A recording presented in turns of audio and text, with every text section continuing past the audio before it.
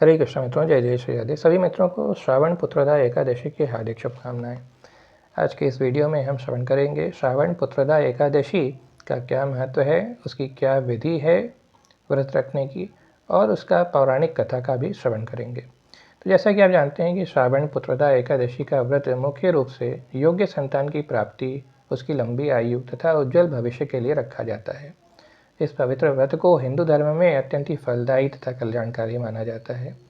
श्रावण मास के शुक्ल पक्ष में आने वाली इस एकादशी को पवित्रा एकादशी या पवित्रोपना एकादशी के नाम से भी जाना जाता है।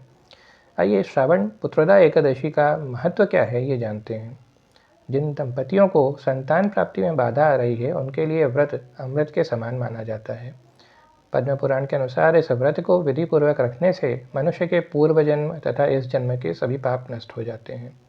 ऐसी मान्यता है कि इस एकादशी की कथा सुनने मात्र से मनुष्य को वाजपेयी यज्ञ के समान फल प्राप्त होता है, और ये व्रत न केवल इस संसार में सुख समृद्धि प्रदान करता है, वरन मृत्यु के पश्चात परलोक में भी स्वर्ग दिलवाता है। आइए श्रावण पुत्रदा एकादशी की व्रत कथा का श्रवण करते हैं। द्वापर युग में के आरंभ में महिष्मती नगर में महिजित नामक का एक अत्यंत ही पराक्रमी, न्यायप्रिय तथा धर्मात्मा राजा राज करता था। राजा अपनी प्रजा को अपनी संतान की तरह पालता था और उसके राज्य में हर तरह की सुख सुविधा थी। लेकिन राजा महिजित की कोई संतान नहीं थी, जिसके कारण वह उसकी रानी सदैव गहरे दुख और चिंता में डूबे रहते थे। राजा का मानना था कि जिस मनुष्य के पुत्र न हो, उसके लिए ये लोक तथा परलोक दोनों ही दुखदायी हो जाते हैं।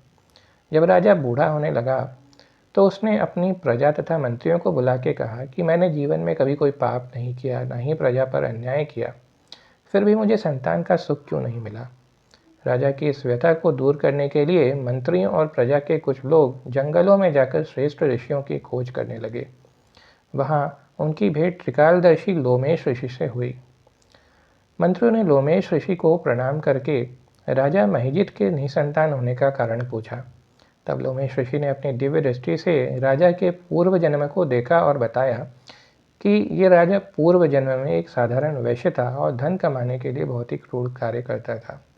एक बार श्रावण मास के शुक्ल पक्ष की एकादशी तिथि के दिन वह दोपहर के समय प्यास से व्याकुल होकर के एक जलाशय पे पहुंचा। वहां एक प्यासी गाय पानी पी रही थी। राजा ने उस भूखी प्यासी गाय को वहां से भगा दिया और स्वयं पानी पीने लगा। एकादशी के दिन भूखा प्यासा रहने के कारण अनजाने में उससे व्रत तो हो गया, जिसके प्रभाव से वो इस जन्म में राजा बना है, लेकिन प्यासी गाय को पानी पीने से रोकने के महापाप के कारण वह इस जन्म में संतानहीन है। ऋषि की बातें सुनकर के मंत्रियों ने उस पाप से मुक्ति का उपाय पूछा।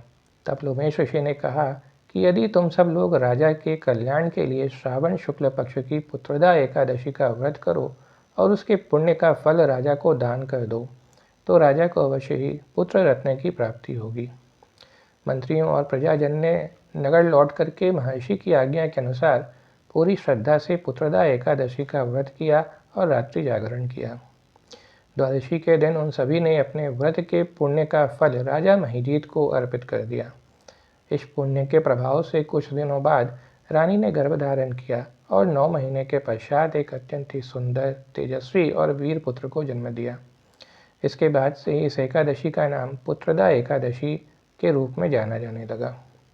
आइए हम सुनते हैं कि इस एकादशी की पूजा विधि क्या है।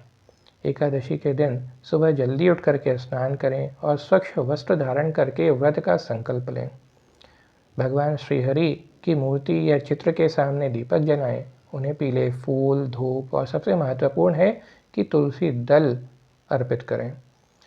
पूजा के समय व्रत कथा का श्रवण करें या पढ़ें, और रात के समय भगवान विष्णु के भजनों का कीर्तन या हरे कृष्ण महामंत्र का जाप करते हुए जागरण करें। अगले दिन द्वादशी तिथि को ब्राह्मणों या ज़रूरतमंद लोगों को भोजन करवा करके, दान दक्षिणा दे करके, पारण करके अपना व्रत खोलें। तो इस प्रकार से हमने इस एकादशी का महात्म्य, विधि तथा पौराणिक कथा का श्रवण किया। मैं पुनः सभी मित्रों को इस एकादशी की हार्दिक शुभकामनाएं देता हूँ। हरे कृष्ण।